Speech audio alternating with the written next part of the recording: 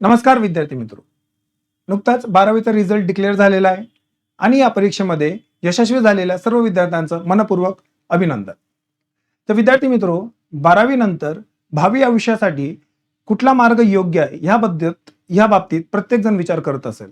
कोणाला डॉक्टर, कोणाला इंजिनियर वगैरे असं व्हायचं असेल. पण प्रशासकीय अधिकारी होणे हा देखील एक उत्तम करिअर असू शकतोय. पण 12वी नंतर प्रशासकीय अधिकारी कसं बनावं याबद्दल विद्यार्थ्यांना अजिबात कल्पना नसते. आज आपण या व्हिडिओमध्ये 12वी नंतर प्रशासकीय अधिकारी होण्यासाठी कशा पद्धतीने अभ्यास करायला पाहिजे आणि त्यासाठी कुठली कुठली तयारी आवश्यक आहे यासंबंधी सर्व माहिती मिळवून घेणार आहोत. तर विद्यार्थी मित्रो, प्रशासकीय अधिकारी होणं हे बऱ्याचशा लोकांचं स्वप्न असते. प्रशासकीय अधिकारी म्हणजे सरकारी अधिकारी. महाराष्ट्रामध्ये जर आपण बघितलं तर MPSC Maharashtra public service commission हे आयोग आहे. हे आयोग दरवर्षीला परीक्षा कंडक्ट करत असते आणि या परीक्षे थ्रू ते प्रशासकीय अधिकाऱ्यांची निवड करत असतात. या प्रशासकीय अधिकाऱ्यांमध्ये क्लास 1, क्लास 2 आणि अजून काही इतर परीक्षांमध्ये क्लास 3 असे सगळे वेगवेगळे पदं असतात. नेमकं प्रशासकीय अधिकारी म्हणजे कोण, प्रशासकीय अधिकारी का बनावं, तर याची कारणं आपल्याला माहिती असलं पाहिजे. जसं प्रशासकीय अधिकारी म्हणजे हा जनतेचा सेवक असतो. समाजाकडनं काहीतरी घेतलेलं आहे ते त्याला वापस द्यायचं असते. ती समाजसेवा करण्याची इच्छा असते, म्हणून तो प्रशासकीय अधिकारी बनत असतो. त्याला एक चॅलेंजिंग करिअर हवं असते, त्याच्यामुळं तो एक सरकारी अधिकारी बनण्याच्या प्रयत्नात असतो. सरकारी अधिकारी म्हणजे प्रतिष्ठेची पण एक जॉब असते. समाजामध्ये तुम्ही बघितलं असेल की सरकारी अधिकाऱ्यांना एक उच्च प्रतिष्ठा असते, बरोबर. या सरकारी अधिकाऱ्यांना वेतन जर आपण बघितलं तर ते वेतन पण खूप चांगल्या पद्धतीनं असते. म्हणजे MPSC दरवर्षीला जी परीक्षा घेते त्यात DC म्हणजे डेप्युटी कलेक्टर, DYSP है ना, तहसीलदार असे वेगवेगळे क्लास 1ची पदं असतात. जर आपण हे क्लास 1च्या पदांच्या पगारी बघितल्यात तर ही जी पगार असते क्लास 1च्या अधिकाऱ्यांना ती साधारण 80,000 ते 1,00,000 या रेंजमध्ये असते. ही सुरुवातीला असते बरं का, ही नंतर धीरे धीरे वाढत जाते. बरं, केंद्र सरकारने नुकतंच 8व्या वेतन आयोगाची घोषणा केलेली आहे. म्हणजे 8वं वेतन आयोग आल्यानंतर ही जी पगार आहे ही नक्कीच 1,00,000पेक्षा अधिक असणार आहे. ती किती असणार आहे ही आता सरकार डिक्लेअर करेल त्याच वेळेस कळेल. पण माझा म्हणण्याचा उद्देश म्हणजे सरकारी अधिकारी बनणं, प्रशासकीय सेवेमध्ये जाणं हे एक उत्तम करिअर असू शकतं. या सरकारी सेवेमध्ये तुम्ही समाजाबद्दल तुमची कृतज्ञता व्यक्त तर करणारच आहेत, पण त्या बदल्यात तुम्हाला एक स्टेबल गव्हर्नमेंट जॉब देखील मिळणार आहे. शिवाय एक सामाजिक प्रतिष्ठा मिळणार आहे आणि त्यातल्या त्यात तुम्हाला पगार देखील खूप चांगली असणार आहे. मग हे प्रशासकीय अधिकारी बनायचं असेल तर 12वी नंतर आपण काय करायला पाहिजे हा एक महत्त्वाचा प्रश्न असतो. जर तुम्ही मागचे रिझल्ट बघितले असतील याच्या अगोदरच्या झालेल्या एक्झामिनेशनचे, तर तुम्हाला असं लक्षात येईल की खूप सारे विद्यार्थी स्टुडंट हे 21-22 या वयामध्ये सिलेक्ट झालेले आहेत. 21-22 म्हणजे नुकतंच ग्रॅज्युएशन झालेलं वर्ष असते. या 21-22 वयामध्ये यांना सरकारी अधिकारी बनण्याचं यश कसं काय प्राप्त झालं, तर त्याचं उत्तर असते की त्यांनी अगोदरच म्हणजे 12वी नंतरच सरकारी अधिकारी कसं बनावं याच्या संबंधी त्यांनी तयारी करायला सुरू केलेली असते. ग्रॅज्युएशन कसं करावं, ग्रॅज्युएशनचे विषय कुठले असावे, है ना, त्यातल्या त्यात या 3 वर्षामध्ये म्हणजे मिनिमम आपल्याला ग्रॅज्युएशनला 12वी नंतर 3 वर्ष लागतात. तर मी तेच बोलतोय की या 3 वर्षामध्ये कुठल्या पद्धतीनं आपण तयारी ठेवली तर आपल्याला लगेचच ग्रॅज्युएशन नंतर यश भेटू शकतंय. तर ह्या लोकांनी, ह्या स्टुडंट्सने, सक्सेसफुल स्टुडंटने एक पूर्ण स्ट्रॅटेजी ठेवली होती 3 वर्षाची 12वी नंतरची आणि मग त्या स्ट्रॅटेजी थ्रू त्यांना काय भेटलेलं आहे, यश भेटलेलं आहे. तर विद्यार्थी मित्रो, ज्ञानज्योती एज्युकेशन तुमच्यासमोर घेऊन आहेत अशी एक स्ट्रॅटेजी. तिला आपण म्हणतो निर्माण बॅच. ज्ञानज्योती एज्युकेशन पुणे या ठिकाणीला आपण एक निर्माण बॅच चालवत आहोत.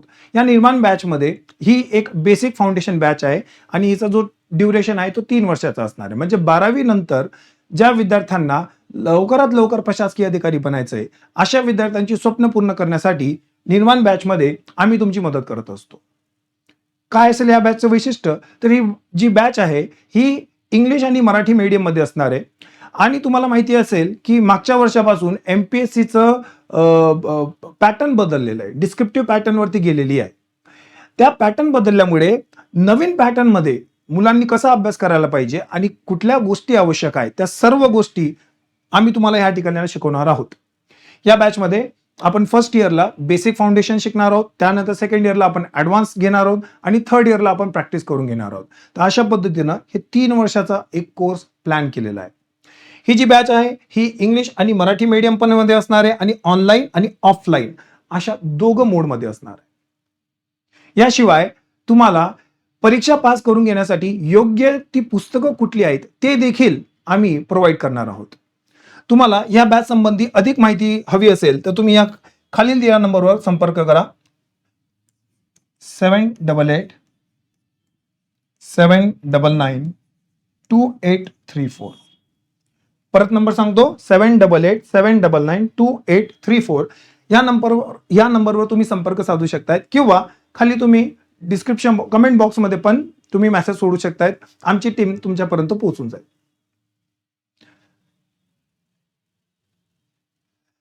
तर विद्यार्थी मित्रो, आता आपण समजून घेऊ की 12वी नंतर नेमकं आपल्याला काय करणं अपेक्षित आहे. तर 12वी नंतर जर तुम्हाला प्रशासकीय अधिकारी बनायचं असेल तर आपल्याला त्या संबंधीच शिक्षण घेणं गरजेचं असते. हे सर्वात महत्वाचं आणि सर्वात पहिलं पाऊल आहे. मग 12वी नंतर आपण कुठलं शिक्षण घेतलं पाहिजे तर आपण आयोगाची जर नोटिफिकेशन बघितली तर त्या नोटिफिकेशन मध्ये आपल्याला एनी ग्रॅज्युएट म्हणजे कुठल्याही पदवीधारकाला ती परीक्षा देता येते असं लक्षात येतंय. पण उदाहरणार्थ एखाद्या विद्यार्थ्याने जर इलेक्ट्रॉनिक्स अँड टेलिकम्युनिकेशन मधनं इंजिनिअरिंग केली आहे, करेक्ट, किंवा मेकॅनिकल सँडविच केलेलं आहे, इंजिनिअरिंगचे प्रकार आहेत, तर मग अशा विद्यार्थ्यांसाठी एमपीएससी ते क्वालिफाय तर करू शकतात पण त्यांना अडचण कुठे येते तर एमपीएससी सारख्या परीक्षेला मेन्स मध्ये जो ऑप्शनलचा पेपर असतो तो तिथं त्यांना त्यांच्या ग्रॅज्युएशनच्या बरोबरीनं भेटत नाही. मग त्याच्यामुळे त्यांना एक पूर्णपणे नवीन विषय शिकावा लागतो. कारण की ऑप्शनलला 26 ऑप्शनलची लिस्ट आहे एमपीएससी मध्ये आणि त्या 26 पैकी एक विषय घ्यायचा असतो. आता तुमचं ग्रॅज्युएशन जर त्या 26 विषयांना जुडून असेल तर तुमचा ऍडिशनल बेनिफिट असतो कारण तुम्ही 3 वर्ष त्या एकाच विषयाचा ग्रॅज्युएशन मध्ये अभ्यास केलेला आहे. पण जर तुमचा ऑप्शनल त्या 26 विषयांपेक्षा वेगळा असेल तर मग तुम्हाला तो एक नवीन ऑप्शनल प्रिपेअर करावा लागतो आणि त्याने तुमचा वेळ थोडा अधिक लागतो. अशक्य नसते पण वेळ अधिक लागतो. जर आपण व्यवस्थित प्लॅनिंग केली तर आपल्याला असं लक्षात येतं की आपण 3 वर्ष ग्रॅज्युएशनचा अभ्यास करत असतानाच एमपीएससी साठी पण प्रिपरेशन करू शकतोय सायमल्टेनियसली. त्याच्यासाठी लागते एक स्मार्ट स्टडी. म्हणून मग पहिला जो तुम्हाला योग्य निर्णय घ्यायचा आहे तो म्हणजे ग्रॅज्युएशनचं सिलेक्शन.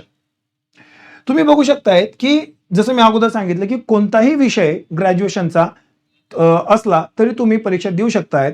पण परीक्षेच्या पॉइंट ऑफ व्ह्यूने जर तुम्ही विचार केला तर काही विषय असे आहेत की ज्याच्याने तुम्हाला ऍडिशनल बेनिफिट भेटू शकतो म्हणजे अधिक फायदा होऊ शकतोय. उदाहरणार्थ जर तुम्ही BA ह्या सेक्शनकडे बघत असणार आहे, 12वी नंतर BA करून घ्यायचं तर BA मध्ये history, polity, geography, Indian society असे जे विषय आहेत ना ह्या विषयांना ऑप्शनल मध्ये स्थान दिलेलं आहे.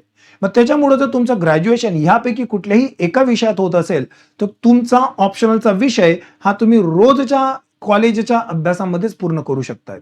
हा ऍडिशनल बेनिफिट असतो. म्हणजे तुम्हाला सेपरेट एमपीएससी साठी ऑप्शनल विषय लर्न करायचं अभ्यास करायची गरज नाहीये. बीएससी मध्ये पण तुम्हाला असेच विषय सापडतील जसं फिजिक्स आहे, केमिस्ट्री आहे. जर तुम्ही फिजिक्स मध्ये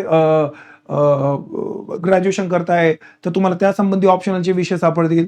तर मग तुम्ही ग्रॅज्युएशनचे विषय BA करा, BSc करा किंवा BCom करा, कुठलाही तुम्ही ट्रेंडमध्ये ग्रॅज्युएशन करत असणार तर ग्रॅज्युएशनचा विषय निवडत असताना एक खात्री करायची की तुमचा जो ग्रॅज्युएशनचा विषय तो एमपीएससीच्या ऑप्शनलच्या लिस्ट पैकी एक असावा, जेणेकरून तुम्हाला वेगळा अभ्यास करण्याची आवश्यकता पडणार नाही. जर तुम्ही ही एक काळजी घेतली तर तुमचं इथं बऱ्यापैकी यशाच्या मार्गाने जाण्याची सुरुवात होऊन जाते त्या ठिकाणी. तर प्रत्येकाने लक्षात ठेवायचं कारण की हा जो ऑप्शनल एक विषय आहे ना हा गेम चेंजिंग असतो. याला 500 मार्क असतात. मी पुढे डिटेलमध्ये तुम्हाला माहिती देतो. पण हा 500 मार्काचा विषय असतो. 1750 पैकी 500 मार्क म्हणजे हा गेम चेंजिंग इव्हेंट होतो. आणि जर ऑप्शनल तुमचा व्यवस्थित असेल तर मग तुमचं सिलेक्शन त्या ठिकाणीला कन्फर्म करता येऊ शकतं. म्हणून ग्रॅज्युएशनची चॉईस ही महत्वाची चॉईस आहे. तर 12वी नंतर तुम्ही जे ग्रॅज्युएशन करणार आहेत तर त्या ग्रॅज्युएशनचा विषय हा तुमच्या ऑप्शनलच्या विषयाशी जुळलेला असला पाहिजे. एवढी जर खात्री केली तर तुम्हाला त्याचा नक्कीच फायदा होणार आहे. आता आपण समजून घेऊया की एमपीएससी परीक्षा म्हणजे नेमकी काय आहे आणि जो मी ऑप्शनल सांगितला त्याचा वापर कुठं आणि कसा होणार आहे. तर बघा मित्रो, एमपीएससी म्हणजे Maharashtra public service commission. Maharashtra सरकारसाठी जे क्लास 1 आणि क्लास 2 चे पद आहेत, या सर्व पदांची भरती करून घेण्यासाठी एमपीएससी दरवर्षीला परीक्षा घेत असते. एमपीएससीचं काम असते परीक्षा घेणं आणि सिलेक्टेड कॅन्डिडेटला सरकारकडे रेकमेंड करणं, हे त्यांचं काम असतं. मग एमपीएससी त्याची जी सर्वात फेमस एक्झामिनेशन आहे, जी परीक्षा आहे, तिला आपण म्हणतो राज्यसेवा, स्टेट सर्व्हिस एक्झामिनेशन. तर ही जी राज्यसेवाची जी परीक्षा आहे, ही वर्षातून एकदा त्याचे नोटिफिकेशन येत असते आणि ही परीक्षा साधारण वर्षभर चालते. मग या एका परीक्षेमध्ये आपल्याला 3 टप्पे दिसतात: प्रिलिम्स, मेन्स आणि इंटरव्ह्यू. आता त्याच्यातलं प्रिलिम्स काय? तर प्रिलिम्स म्हणजे एक प्रकारे स्क्रीनिंग टेस्ट आहे. स्क्रीनिंग टेस्ट म्हणजे काय की लाखोच्या संख्येमध्ये दरवर्षी एमपीएससी मध्ये जवळपास 5 लाखापेक्षा जास्त किंवा त्याच्या जवळपास मुलं फॉर्म भरत असतात. मग याच्यातले खूप सारे स्टुडंट हे टाइमपास करतात किंवा ते सिरियस नसतात. मग अशांना गाळण्यासाठी स्क्रीनिंग टेस्ट असते. मग त्याला आपण प्रिलिम्स म्हणतो. त्याच्यामध्ये 2 पेपर असतात कंपल्सरी, एक सीसॅट आणि दुसरा असतो जीएस. तुम्हाला जर प्रिलिम्स, मेन्स ह्या परीक्षेसंबंधीचा जो सिलेबस आहे तो जर तुम्हाला डिटेल समजून घ्यायचा असेल किंवा ह्या परीक्षेसंबंधीचे जे एक्झाम पॅटर्न आहे जर तुम्हाला ते डिटेल समजून घ्यायचं असेल तर तुम्ही खाली तसा कमेंट बॉक्समध्ये मेसेज करा, मी तुमच्यासाठी तसा व्हिडिओ नक्कीच घेऊन येईन. तर प्रिलिम्स मध्ये 2 पेपर असणार आहे, नेहमी लक्षात ठेवायचं. एक असतो जीएस जनरल स्टडीज आणि दुसरा असतो सीसॅट. असे 2 पेपर असणार आहे. इंग्लिश आणि मराठी दोघं माध्यमातून असणार आहे. तर एमपीएससी ची परीक्षा देत असताना तुम्ही दोघांपैकी कुठलीही एक भाषा निवडू शकताय. माझं वैयक्तिक मत असतं की इंग्लिश भाषा जर निवडली तर तुमचा ऍडिशनल बेनिफिट असतो, कारण की इंग्लिश भाषेमध्ये पुस्तकं खूप जास्त अवेलेबल आहेत कम्पेअर टू दी मराठी भाषा. तसं मराठी भाषा आपल्याला विचार करायला, मत व्यक्त करायला खूप सोपी पडते, पण जर आपल्याकडे व्यवस्थित कंटेंट नसेल तर कसं होणार आहे? ज्ञानज्योती एज्युकेशन तुम्हाला इंग्लिश आणि मराठी अशा दोघं भाषांमध्ये कंटेंट प्रोव्हाइड करते, पण तुमचा ऑप्शनल जो विषय आहे ना, ते 26 ऑप्शनलचा जो कंटेंट असेल तो तुम्हाला वेगवेगळ्या पुस्तकातूनच मिळवावा लागतो, तो एका ठिकाणी भेटत नसतो. मग त्याच्यामुळं भाषा त्या ठिकाणीला अडचण बनू शकते. म्हणून मग इंग्लिश जर तुम्ही निवड केली आन्सर रायटिंगसाठी भाषा म्हणून, तर तुम्हाला असं लक्षात येईल की तुमच्याकडे कंटेंट जास्त असेल. ठीक आहे. मग प्रिलिम्स मध्ये 2 पेपर जीएस आणि सीसॅट. तुमचं जे फायनल मेरिट आहे ते जीएस वर असते. मेरिट कशावर असते? जीएस वर असणार. त्यानंतर तुमचा असेल मेन्स. जे मुलं प्रिलिम्स क्वालिफाय करतील त्यांचं सिलेक्शन होईल मेन्सला. आता मेन्सचा जो पेपर असतो तो मेन्सचा पेपर 1750 मार्काला असतात आणि याच्यामध्ये टोटल 9 पेपर्स असतात.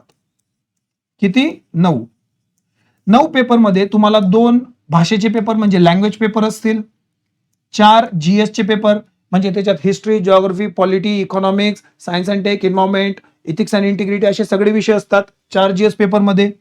त्यानंतर 1 एसे पेपर असतो, निबंध लेखन, आणि 2 ऑप्शनल पेपर असतात. विषय एकच असतो ऑप्शनलचा, पण एका विषयाला तोडून 2 पेपरमध्ये डिवाइड केलेला असतो. आणि याच्यातला प्रत्येक पेपर, हे लँग्वेज पेपर 300 मार्काचे असतात प्रत्येकी, आणि याच्यातला प्रत्येक पेपर हा 250 मार्काचा असतो.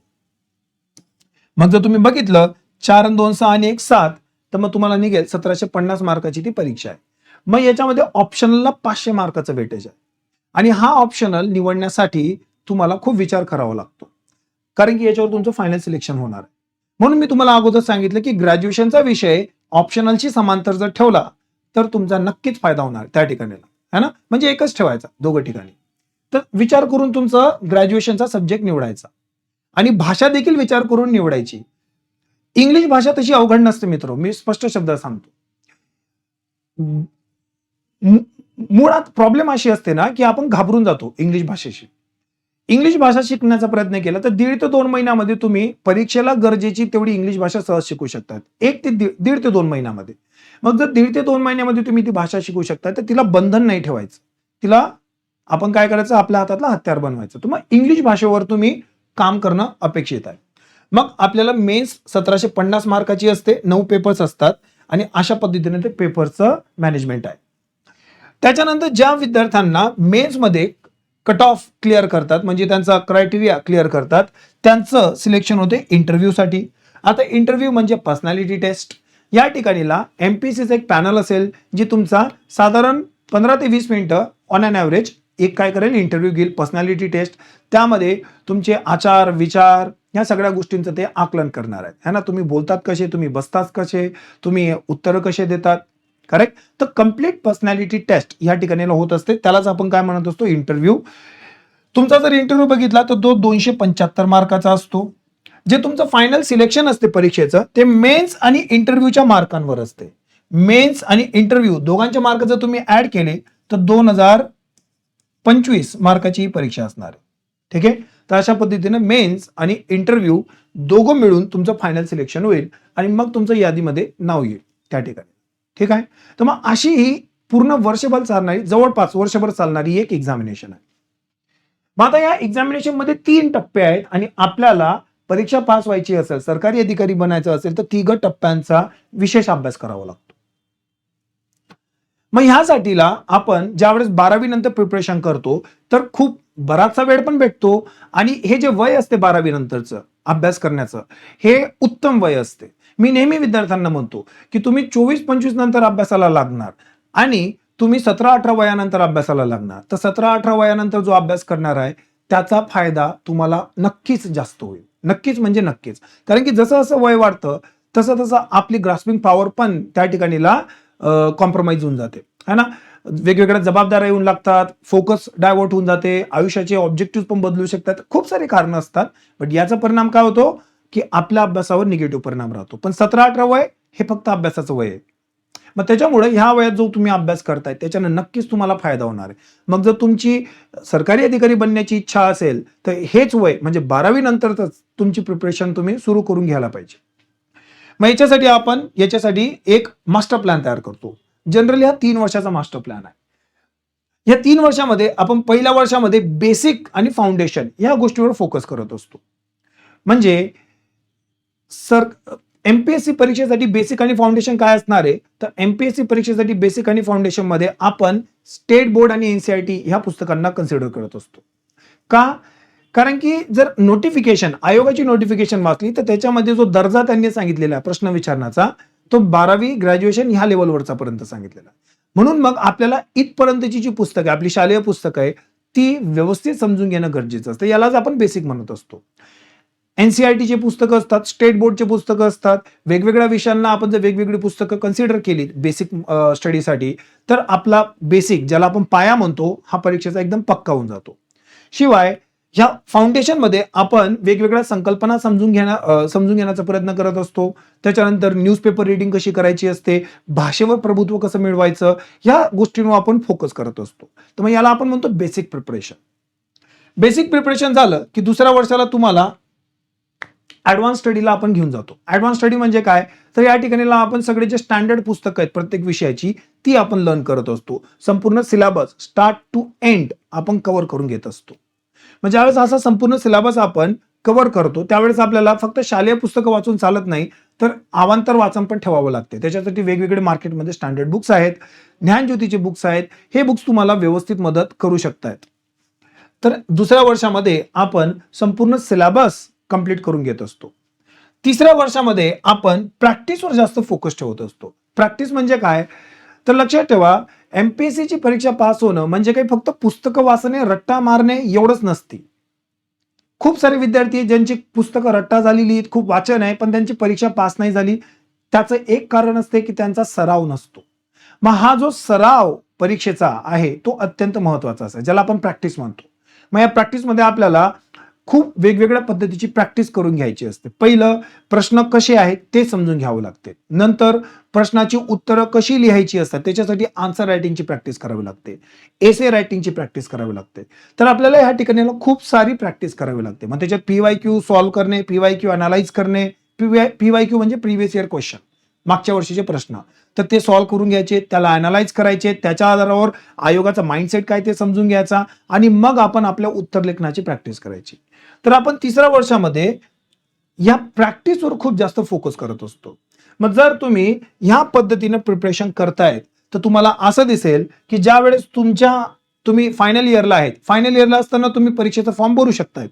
मग त्यावेळेस जर तुम्ही फॉर्म भरला आणि परीक्षा अटेम्प्ट केली तर तुम्हाला असं लक्षात येईल की तुमची ऑलरेडी प्रिपरेशन झालेली आहे.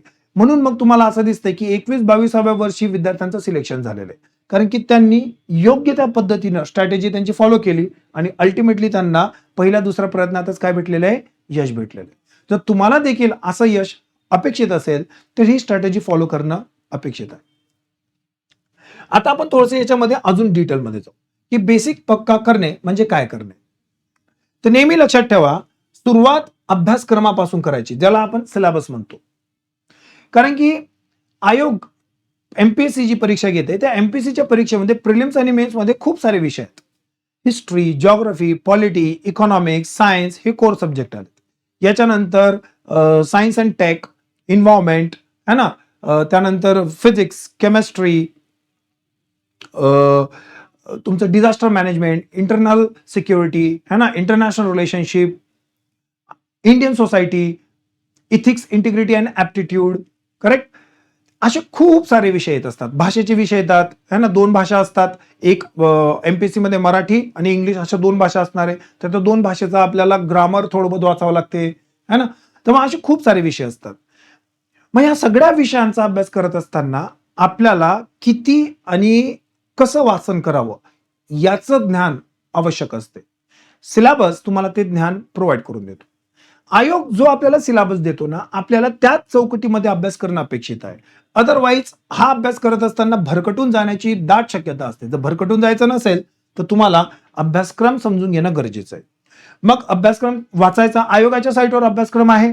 तुम्हाला जर त्याची रेडीमेड पीडीएफ पाहिजे असेल तर तसं तुम्ही डिस्क्रिप्शन बॉक्समध्ये कमेंट करा किंवा कमेंट बॉक्समध्ये कमेंट करा किंवा खाली डिस्क्रिप्शन बॉक्समध्ये तुम्हाला ती भेटून जाईल.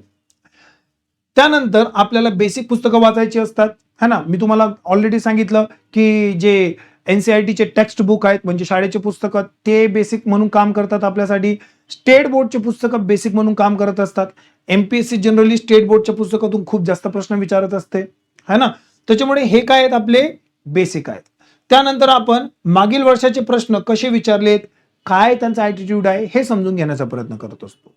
हा सगळा अभ्यास करणे म्हणजे बेसिक फाउंडेशन क्लिअर करणे. मग हा बेसिक फाउंडेशन क्लिअर झाल्यानंतर आपण पुढे जात असतो. मग त्याच्यामध्ये आता आपण समजून घेण्याचा प्रयत्न करतो की वृत्तपत्रे काय असतात आणि त्याचं वाचन कसं करायचं असतं. एक गोष्ट लक्षात ठेवा की एमपीएससी परीक्षेमध्ये आपल्याला फक्त स्टॅटिक नॉलेज, स्टॅटिक म्हणजे काय, जे पुस्तकात असते, स्टॅटिक नॉलेजच महत्वाचं नसते. तर त्याच्यासाठी आपल्याला थोडं बहुत डायनॅमिक नॉलेज, डायनॅमिक म्हणजे जे निरंतर बदलत असते. आता काय बदलत आहे तर रोजच्या न्यूज ज्या तुम्ही ऐकताय त्या बदलत आहेत. आज एक न्यूज आहे, उद्या दुसरी न्यूज आहे एकाच विषयावर है ना. तर मग या ज्या न्यूज बदलत आहेत याला आपण करंट अफेअर म्हणतो, डायनॅमिक सब्जेक्ट म्हणतो. मग हा जो करंट अफेअर आहे हा आपल्याला परीक्षेसाठी अत्यंत महत्वाचा आहे. प्रिलिम्स आणि मेन्स दोघं परीक्षेला, इव्हन इंटरव्ह्यू मध्ये करंट अफेअरवर प्रश्न विचारतात. मग करंट अफेअरसाठी कुठले पुस्तक आहे का, तर नाही. तर मग आपल्याला जनरली करंट अफेअरसाठी न्यूजपेपर याचा सहारा घ्यावा लागतो. पण मार्केटमध्ये किती न्यूजपेपर आहेत, कुठला न्यूजपेपर वाचायचा, कसा वाचायचा, किती वाचायचा. एका न्यूजपेपरला जवळपास 20 ते 30 पानं आहेत. मग सगळी पानं वाचायची आहेत का, है ना. ह्या सगळ्या गोष्टी आपल्याला जो आहे ना कन्फ्युजन क्रिएट करतात. तुम्ही एक साधा न्यूजपेपर जरी वाचण्याचा प्रयत्न केला ना तर अख्खा दिवस जायचा. मग फक्त दिवसभर न्यूजपेपर वाचणार आहे तर बाकीचा अभ्यास कधी करणार आहे. त्यामुळे न्यूजपेपरचं वाचन कसं असावं ना याला पण एक गायडन्स लागते त्या ठिकाणीला आणि त्याच हिशोबाने आपलं ते वाचन असलं पाहिजे. म्हणून मग वृत्तपत्रे कसे वाचावे हा एक महत्वाचा प्रश्न असतो. ज्ञानज्योतीमध्ये आपण ही वृत्तपत्रे कशी वाचावेत आणि त्याच्यातल्या महत्वाच्या न्यूज कशा काढाव्यात त्याबद्दल आपण समजून घेत असतो. उदाहरणार्थ जर इंग्लिश तुम्ही भाषा तुमची ठेवतायत, इंग्लिश भाषेमध्ये तुमचं प्रिपरेशन करतायत तर इंग्लिश भाषेमध्ये द हिंदू, इंडियन एक्सप्रेस सारखे न्यूजपेपर बेस्ट आहेत. तुम्ही ह्या न्यूजपेपरला फॉलो केलं तरी सुद्धा तुमचे करंट अफेअर छानपैकी कव्हर होतात. जर तुम्ही मराठी भाषेमध्ये न्यूजपेपर वाचताय तर लोकसत्ता हा एक न्यूजपेपर छान आहे. लोकसत्ता न्यूजपेपर मधनं पण तुम्हाला आपल्या परीक्षेच्या कामाच्या सगळ्या न्यूज सापडून जातात. ठीक आहे. पण न्यूजपेपर वाचत असताना आपल्याला थोडं सांभाळून वाचावं लागतं. महत्वाचे मुद्दे काय ते समजून घ्यावं लागते है ना. न्यूजपेपरमध्ये एक पेज असते ज्याला म्हणतो एडिटोरियल, संपादकीय पेज. हे पेज आपल्याला महत्वाचं असते कारण की याच्यामध्ये भारतात राज्यात चाललेल्या ज्वलंत मुद्द्यांवर एक टिप्पणी असते किंवा याच्यावर एक विचार असतो. हा विचार आपल्याला तो मुद्दा समजून घेण्यासाठी अत्यंत महत्वाचा असतो है ना. असे रोजचे वेगवेगळे मुद्दे असतात. अशा रोजच्या वेगवेगळ्या मुद्द्यांवर रोजचे एडिटोरियल असतात. हे एडिटोरियल आपल्या मेन्सच्या प्रिपरेशन मध्ये आपल्याला अत्यंत मदत करत असतात, खूप जास्त. त्याच्यामुळं संपादकीय पेज कसे वाचावेत, त्याच्या नोट्स कशा काढाव्यात आणि त्याला समजून कसं घ्यावं हे पण आपल्याला लक्षात घेणं गरजेचं आहे. त्यानंतर मग छोट्या मोठ्या चालू घडामोडी, की राज्यभरात देशभरामध्ये रोजच्या महत्वाच्या घटना कुठल्या झाल्यात है ना. आता 1 मेला मुंबई पुणे हायवेवरचा मिसिंग लिंक एक इन्फ्रास्ट्रक्चर प्रोजेक्ट नुकताच महाराष्ट्र सरकारने काय केलेला आहे, इनॉग्रेट केलेला आहे. मग त्या प्रोजेक्टची माहिती तुम्हाला परीक्षेला विचारू शकतायत. मग त्या प्रोजेक्टची माहिती काय आहे आणि आपल्याला परीक्षेला काय महत्वाचं आहे ते म्हणजे चालू घडामोडी. मग आपल्याला ह्या न्यूजपेपरमधनं अशा सगळ्या चालू घडामोडी उचलायच्या असतात. तर मग इंग्लिशसाठी कुठले न्यूजपेपर आहेत, मराठीसाठी कुठले आहे आणि मेन फोकस कसा असला पाहिजे, तर वृत्तपत्राच्या वाचनामध्ये ह्या गोष्टींवर तुम्ही लक्ष दिलं पाहिजे. अजून पुढे म्हणजे वैकल्पिक विषय. व्हिडिओच्या सुरुवातीलाच मी तुम्हाला सांगितलं होतं की ग्रॅज्युएशन आणि तुमचा वैकल्पिक म्हणजे ऑप्शनल विषय हे समांतर असले पाहिजे, म्हणजे एकच असले पाहिजे. त्याच्याने तुमचा फायदा असा होईल की तुम्हाला कमी वेळेमध्ये आयोगाचा एमपीएससीचा सिलेबस कव्हर करायला मदत होईल छान पद्धतीनं. मग वैकल्पिक विषय निवडायचा कसा हा एक महत्वाचा प्रश्न आहे, कारण की तो तुमच्या ग्रॅज्युएशनचा पण विषय असेल. मग तो विषय निवडायचा कसा, तर नेहमी लक्षात ठेवा की ग्रॅज्युएशनचा विषय आणि वैकल्पिक विषय जर एक ठेवायचा असेल तर तो विषय तुम्हाला आवडतोय का पहिले हेच जाणून घ्यायचं. तुम्ही इतिहास विषय घेताय तर इतिहासाबद्दल तुमची आवड आहे का. आवड आहे का म्हणजे काय, तर 2-3 गोष्टी तुम्ही व्हेरीफाय करायच्या. जसं इतिहासाबद्दल तुम्हाला वाचण्याची इच्छा होते का. इतिहास जर वाचत असताना झोप लागत असेल तर सोडून द्यायचं है ना. दुसरे विषय आहेत, पॉलिटी आहे, जॉग्राफी आहे. पण जर एखाद विषय वाचत असताना तुम्हाला इंटरेस्ट येत असेल, मनामध्ये कुतूहल क्युरिओसिटी जागृत होत असेल किंवा त्या विषयामध्ये तुम्हाला लगेच नवीन नवीन विचार डोक्यामध्ये येत असतील है ना, तर तो विषय आपला आवडीचा विषय आहे असं आपण समजू शकतोय. तर त्या विषयामध्ये वाचनाची इच्छा झाली पाहिजे, तो विषय वाचून समजता आला पाहिजे, त्या विषयामध्ये वेगवेगळे विचार जनरेट होत असतील तर तो विषय आवडीचा असं समजू शकताय तुम्ही आणि मग त्या विषयाला तुम्ही वैकल्पिक विषय म्हणून घेऊ शकताय. ठीक आहे. त्यानंतर अजून दुसरा विचार जो तुमच्या डोक्यात ठेवायचा तो म्हणजे ह्या विषयाबद्दल जो तुमचा ऑप्शनलचा किंवा ज्याला वैकल्पिक विषय मराठीत म्हणतात हा जो विषय असेल त्या विषयाचं मटेरियल मार्केटमध्ये कसं अवेलेबल आहे हा ना. मटेरियल म्हणजे पुस्तकं. कारण की ऑप्शनल जर तुम्ही लर्न करणार आहे, फॉर एक्झाम्पल जर तुम्ही हिस्ट्री ऑप्शनल लर्न करणार आहे तर हिस्ट्री ऑप्शनलला ancient history, medieval history, modern history of India, त्याच्यानंतर मॉडर्न हिस्ट्री ऑफ महाराष्ट्र, त्यानंतर मग तुम्हाला post independence, world history, art and culture असे वेगवेगळे त्याच्यामध्ये काय असतात सेक्शन्स असतात. मग जर तुमच्यासमोर एवढे सेक्शन्स आहेत तर मग प्रत्येक सेक्शनसाठी तुमच्याकडे रेलेव्हंट मटेरियल पाहिजेच, गरजेचं सगळी पुस्तकं पाहिजेत. जर तुमच्याकडे कंटेंट नसेल तर तुमचं ऑप्शनलचं प्रिपरेशन अपूर्ण राहू शकतंय. म्हणून विषय असा निवडायचा की ज्याचं मटेरियल सहजपणे मार्केटमध्ये उपलब्ध असेल. त्याच्याने काय होईल, तुमची ती अडचण कमी होईल मटेरियल शोधण्याची. अदरवाईज इंटरनेटवर रोज तुम्हाला वेगवेगळे पीडीएफ मटेरियल्स शोधावे लागतील आणि त्याच्यातून तुमचे कामाचे एक एक मुद्दे शोधावे लागतील. याच्याने तुमचा वेळ पण वाया जातो आणि तुमचं बर्डन वाढते. ठीक आहे. मग त्याच्यामुळं अभ्यासाचे साहित्य सहज उपलब्ध आहेत का हे बघायचं. त्यानंतर ग्रॅज्युएशनच्या विषयाचे सामर्थ्य असला पाहिजे आणि स्कोरिंग पॅटर्न बघायचं. ही पण एक छोटीशी ट्रिक असते की आपण ऑप्शनलचा विषय कोणता घ्यायचा. जनरली आपण ऑप्शनलचा विषय असा घेतला पाहिजे की ज्याच्यामध्ये मार्क भेटतात. काही ऑप्शनलच्या विषयांमध्ये मार्क जास्त नाही भेटत, काही ऑप्शनलच्या विषयामध्ये मार्क जास्त भेटत आहेत. आयोग भेदभाव नाही करत, पण ज्या पद्धतीनं मुलांनी ऑप्शनलचे विषय सिलेक्ट केलेले आहेत जितक्या संख्येमध्ये, जशा पद्धतीने विद्यार्थ्यांनी उत्तरं लिहिलेली आहेत त्या पद्धतीने आयोग ठरवत असते की मार्क कशी भेटले पाहिजेत. बरोबर. कारण की आयोगाला एक लेवल प्लेइंग फील्ड मेंटेन करायची असते है ना. म्हणून मग काही विषयांच्या ऑप्शनलमध्ये तुम्ही बघणार आहेत की जास्त मार्क दिसत आहेत, काही विषयांच्या ऑप्शनलमध्ये कमी मार्क दिसत आहेत.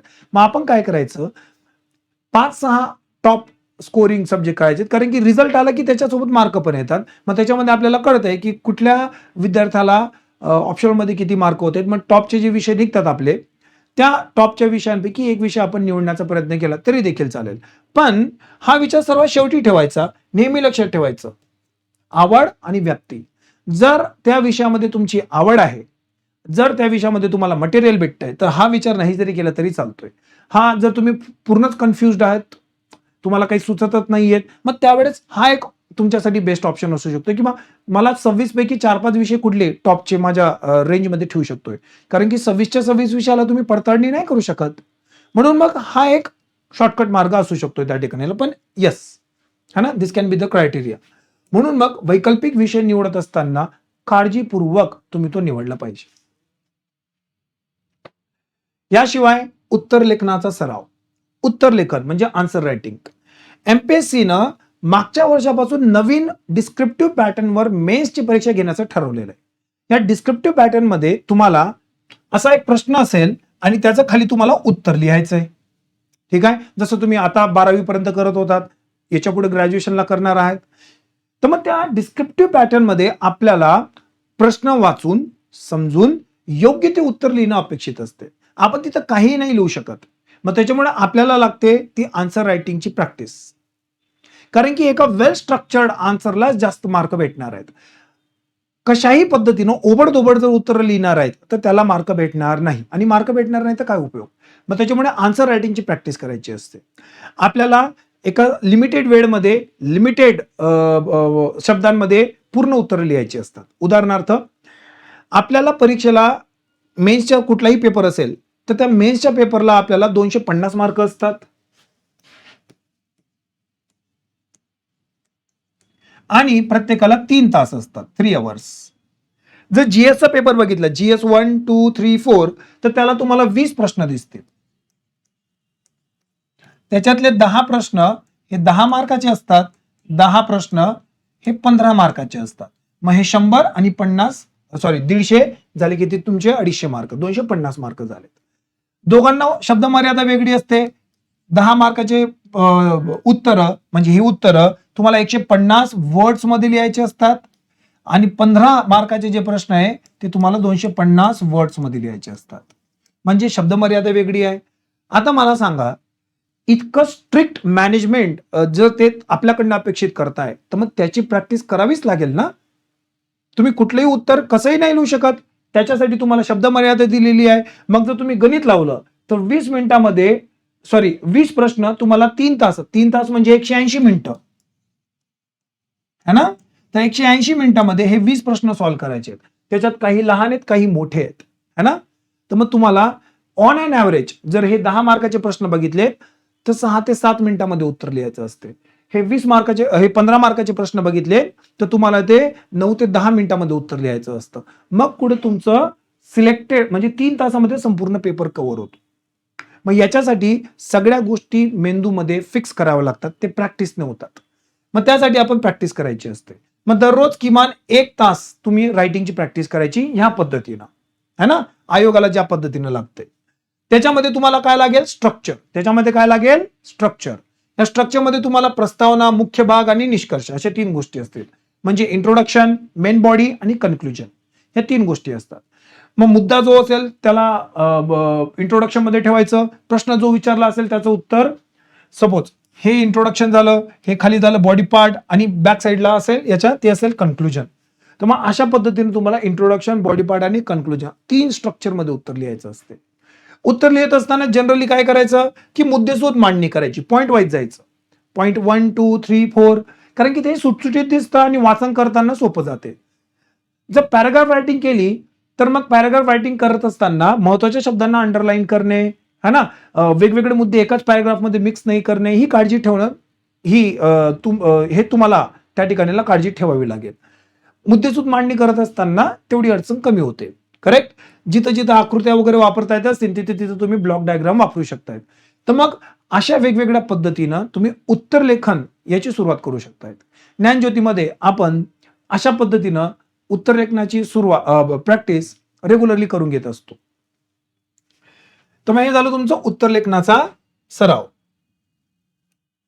अशा पद्धतीनं आपल्याला प्रिपरेशन करायचं असते.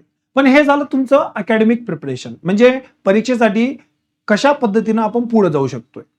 पण हा जो मी आता सांगितलं तुम्हाला, ऑप्शनल विषय, जीएसचे विषय, आन्सर रायटिंग, हा जो सगळा प्रकार आहे ना, हा आपल्या तयारीचा एक छोटासा हिस्सा आहे. या तयारीचा अजून एक हिस्सा काय आहे, तो म्हणजे तुमच्या रोजच्या सवयी. तुमच्या रोजच्या सवयी देखील तुम्हाला मदत करू शकतायत किंवा तुम्हाला फेल करू शकतात. तर मग काय करावं काय नाही करावं रोजच्या आयुष्यामध्ये हे देखील तुम्हाला आताच फिक्स करावं लागेल. उदाहरणार्थ की काय करायला पाहिजे. नेहमी लक्षात ठेवा, आपल्याला मेन्स जी आन्सर रायटिंग असते, प्रिलिम्स पहिले सांगतो, प्रिलिम्स एक पेपर 2 तासाचा, एका दिवसात 2 पेपर असतात म्हणजे 4 तास बसायचे तुम्हाला, मध्ये गॅप असतो पण दिवसाला 4 तास बसायचंय. बेंच असतात, बाक असतात लाकडी, त्याच्यावर बसून तुम्हाला लिहायचंय. बरं 4 तास दिवसातनं बसणं मध्ये ब्रेक ठेवून जमतंय, पण मेन्सचा पेपर जर बघितला तुम्ही तर मेन्समध्ये एका दिवसाला 2 पेपर असणार आहेत.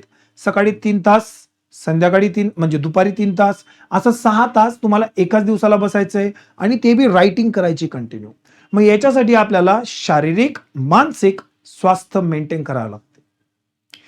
ते जर तुम्ही मेंटेन नाही केलं तर तुम्ही कितीही अभ्यास केला तरी मेन परीक्षेच्या वेळेस तुमच्या हातातनं हत्यारं पडून जातात. ती महाभारतातल्या मैदानातल्या कर्णासारखी कहाणी होते की नॉलेज तर खूप मिळवलं पण मैदानामध्ये नॉलेज वापर असताना पूर्ण हातपायच गळून गेलेत. ही अशी हालत होऊन जायची तुमची. ते जर नाही होऊ द्यायचं असेल तर तुम्हाला रोजच्या सवयीमध्ये काही महत्वाचे बदल घडावे लागतील. जसं रोजच्या रोज व्यायाम करणे.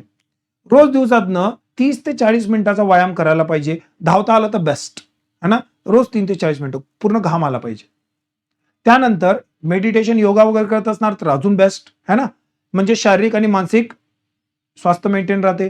रोज जर आपण धावतो ना तर त्याच्याने आपली सिटिंग कॅपॅसिटी वाढते. तुम्हाला असं लक्षात येईल, जर तुम्ही रोज धावतायत, रोज जर तुम्ही 3-4 किलोमीटर धावतायत तर तुमची रोज एका जागेवर शांतपणे बसून राहण्याची क्षमता वाढत जाते दिवसेंदिवस आणि मग तुम्हाला परीक्षेला त्याचा त्रास होत नाही किंवा रोजचा अभ्यास करत असताना त्रास होत नाही. तर सिटिंग कॅपॅसिटी लागते आपल्याला. 3 तास एकाच जागेवर बसून पेपर लिहायचा आहे तर आपल्याला 3 तास लाकडी बाकावर बसण्याची क्षमता डेव्हलप झाली पाहिजे.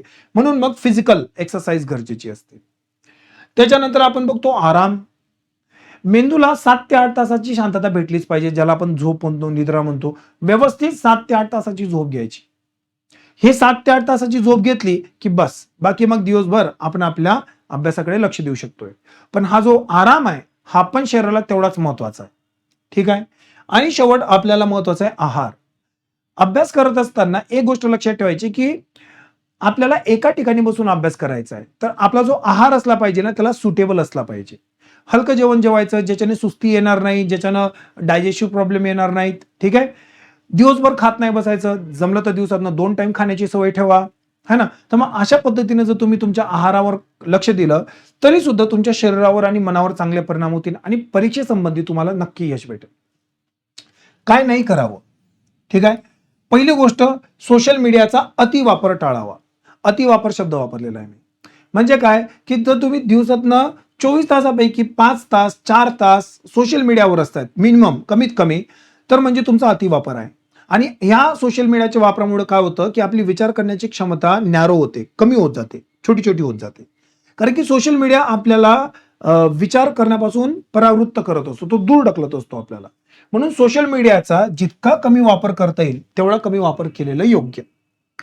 सातत्य, कन्सिस्टन्सी ठेवणं गरजेचं आहे है ना. जर तुम्ही कन्सिस्टन्सी ठेवणार नाहीये, म्हणजे तुम्ही एक दिवस शेड्यूल फॉलो केला, 2 दिवस केला, तिसऱ्या दिवशी म्हटले नाहीये आता नाही शेड्यूल फॉलो करायचा है ना, होत असेल तुमच्यापैकी बऱ्याच लोकांमध्ये, तर तुम्हाला कन्सिस्टन्सी फॉलो करावी लागेल.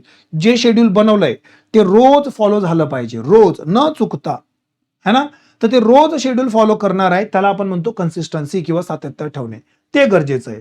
कन्सिस्टन्सी तुटणार नाही याची काळजी घ्यावी. एकाच विषयासाठी एकापेक्षा जास्त पुस्तकं वाचू नये. मी जनरली सांगतो की एक पुस्तक, ऑप्शनल विषय असेल तर एकापेक्षा जास्त पुस्तकं वाचायची आहेत, पण ऑप्शनल व्यतिरिक्त एका विषयाला एक पुस्तक इनफ झालेलं आहे. म्हणजे तुम्ही एनसीईआरटी स्टेट बोर्ड वाचतायत आणि त्याच्यावर एखाद रेफरन्स बुक वाचतायत, खूप झालंय, त्याच्या पलीकडे वाचण्याची गरज नाही. व्यवस्थित वाचन करा. वाटलं तर एक पुस्तक 2दा वाचा, गरज असेल तर 3दा वाचा, पण 3 वेगवेगळे पुस्तकं नको वाचा. याच्याने काय होईल, तुमचा अभ्यास हा जास्त फोकस्ड होईल. जर तुम्ही एकापेक्षा जास्त पुस्तकं वाचणार आहे तर तुमचा अभ्यास डायव्हर्ट होऊन जाईल. ते नाही झालं पाहिजे. ठीक आहे. आणि फक्त वाचन करून उपयोग नाही, सराव करणं हे पण गरजेचं आहे. म्हणून सराव टाळायचा नाही, अजिबात नाही. रोजचं मी तुम्हाला सांगितलं आन्सर रायटिंग करायची आहे, PYQ अनालिसिस करायचं आहे, हा सराव तुम्ही सोडायचा नाही. विद्यार्थी मित्रो, ही जी स्ट्रॅटेजी आहे ही मी तुम्हाला इथं ब्रीफमध्ये सांगितलेली, वेळेचं बंधन आहे माझ्याकडे. पण जर तुम्ही ज्ञानज्योती एज्युकेशनमध्ये निर्माण बॅचमध्ये जर तुम्ही त्या ठिकाणीला एनरोल करून घेतलं स्वतःला, तर आपण पुढची 3 वर्ष अशा स्ट्रॅटेजीनं संपूर्ण प्रिपरेशन करून घेत असतो.